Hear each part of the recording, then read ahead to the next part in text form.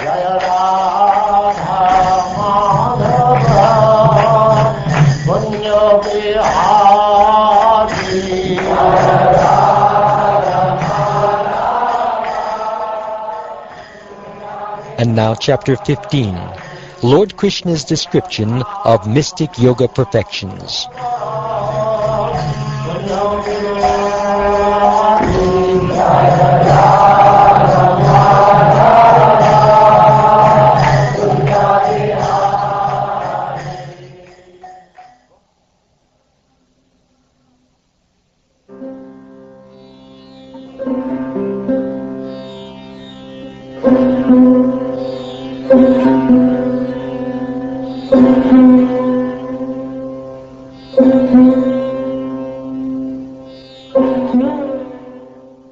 The Supreme Personality of Godhead said, "My dear Uddhava, the mystic perfections of yoga are acquired by a yogi who has conquered his senses, steadied his mind, conquered the breathing process, and fixed his mind in me."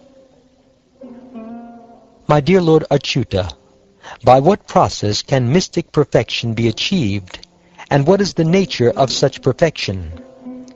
How many mystic perfections are there? Please explain these things to me. Indeed, you are the bestower of all mystic perfections.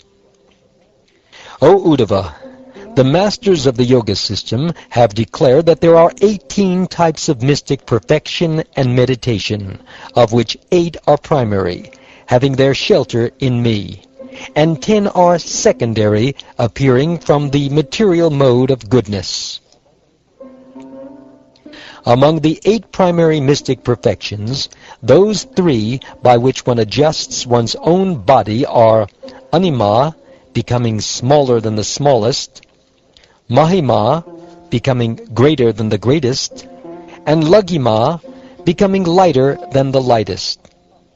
Through the perfection of Prapti, one acquires whatever one desires, and through Prakamya Siddhi, one experiences any enjoyable object, either in this world or the next. Through Ishita Siddhi, one can manipulate the sub-potencies of Maya, and through the controlling potency called Vashita Siddhi, one is unimpeded by the 3 modes of nature. One who has acquired Kamavasayita Siddhi can obtain anything from anywhere, to the highest possible limit. My dear gentle Uddhava, these 8 mystic perfections are considered to be naturally existing and unexcelled within this world. The 10 secondary mystic perfections arising from the modes of nature are the powers of freeing oneself from hunger and thirst and other bodily disturbances, hearing and seeing things far away, moving the body at the speed of the mind, assuming any form one desires, entering the bodies of others, dying when one desires, witnessing the pastimes between the demigods and the celestial girls called Apsaras, completely executing one's determination, and giving orders whose fulfillment is unimpeded. The power to know past, present, and future, tolerance of heat, cold, and other dualities, knowing the minds of others, checking the influence of fire, sun, water, poison, and so on, and remaining unconquered by others, these constitute 5 perfections of the mystic process of yoga and meditation. I am simply listing these here according to their names and characteristics. Now please learn from me how specific mystic perfections arise from specific meditations, and also of the particular processes involved.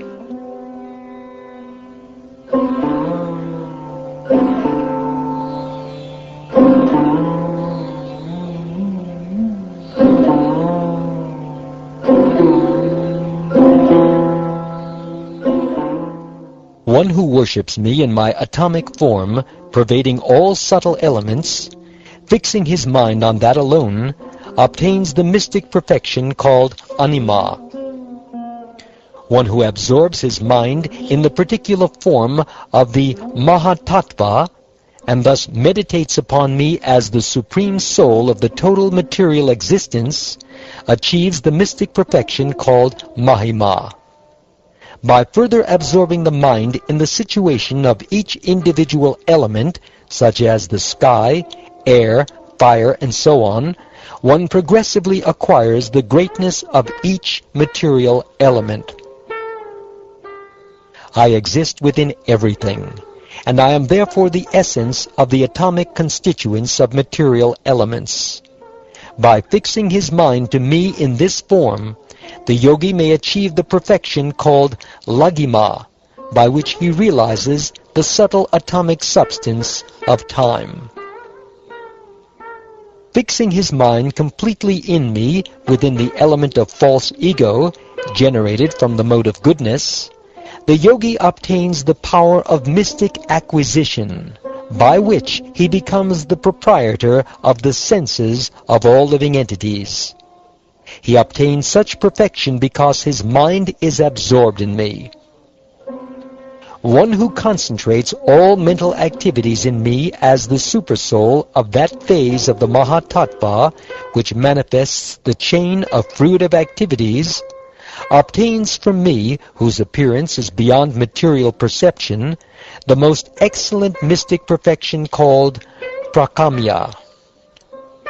One who concentrates his consciousness in Vishnu, the Supersoul, the prime mover and supreme lord of the external energy, consisting of the three modes, obtains the mystic perfection of controlling other conditioned souls, their material bodies, and their bodily designations. The yogi who places his mind in my form of Narayan, known as the fourth factor, full of all opulences, becomes endowed with my nature, and thus obtains the mystic perfection called Vashita. One who fixes the pure mind in me in my manifestation as the impersonal Brahman obtains the greatest happiness, wherein all his desires are completely fulfilled. A human being who concentrates on me as the upholder of religious principles, the personification of purity and the lord of Shvetadvipa, obtains the pure existence in which he is freed from the 6 waves of material disturbance, namely hunger, thirst, decay, death, grief, and illusion. That purified living entity who fixes his mind on the extraordinary sound vibrations occurring within me as the personified sky and the total life air is then able to perceive within the sky the speaking of all living entities. Merging one's sight into the sun planet and then the sun planet into one's eyes, one should meditate with the mind on me existing within the combination of sun and vision. Thus one acquires the power to see any distant thing. The yogi who completely absorbs his mind in me, and who then makes use of the wind that follows the mind to absorb the material body in me, obtains, through the potency of meditation on me, the mystic perfection by which his body immediately follows his mind wherever it goes. When the yogi, applying his mind in a certain way, desires to assume a particular form, that very form immediately appears. Such perfection is possible by absorbing the mind in the shelter of my inconceivable mystic potency, by which I assume innumerable forms. When a perfect yogi desires to enter another's body, he should meditate upon himself within the other body, and then, giving up his own gross body, he should enter the other's body, through the pathways of air, as easily as a bee leaves a flower and flies into another. The yogi who has achieved the mystic perfection, called Svachanda Mrityu, blocks the anus with the heel of the foot, and then lifts the soul from the heart to the chest, to the neck, and finally to the head. Situated within the Brahmarandra, The yogi then gives up his material body and guides the spirit soul to the selected destination.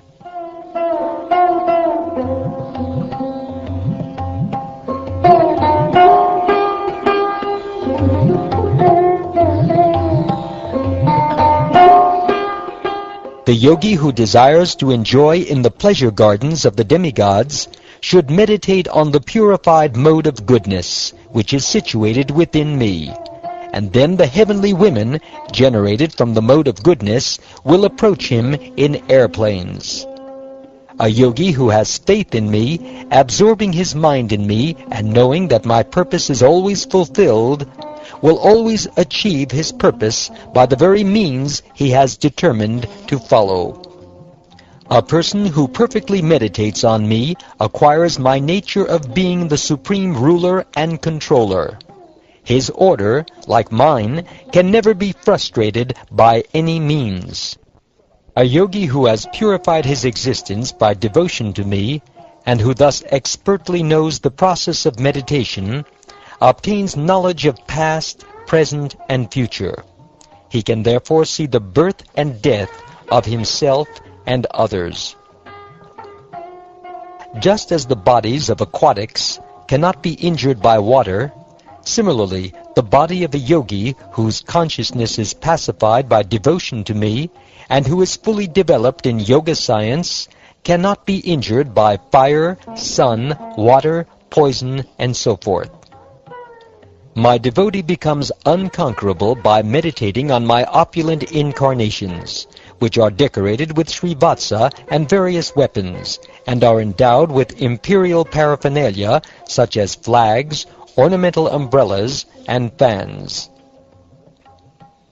A learned devotee who worships me through yoga meditation certainly obtains in all respects the mystic perfections that I have described. For a sage who has conquered his senses, breathing, and mind, who is self-controlled and always absorbed in meditation on me, what mystic perfection could possibly be difficult to achieve?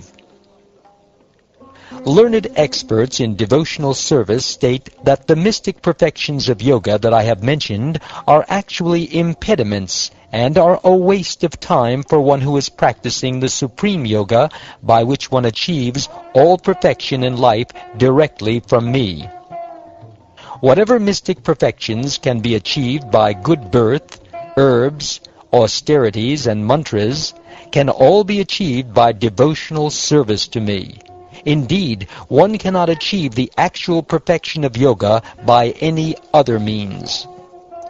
My dear Uddhava, I am the cause, the protector, and the Lord of all mystic perfections, of the yoga system, of analytic knowledge, of pure activity, and of the community of learned Vedic teachers.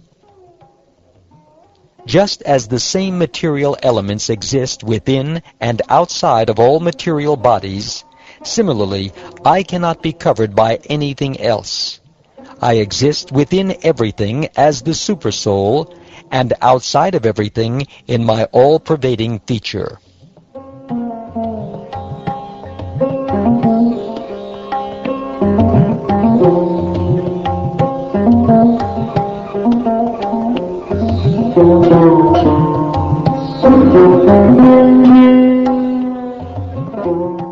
Thus ends the 15th chapter of the 11th canto of the Srimad Bhagavatam, entitled Lord Krishna's Description of Mystic Yoga Perfections.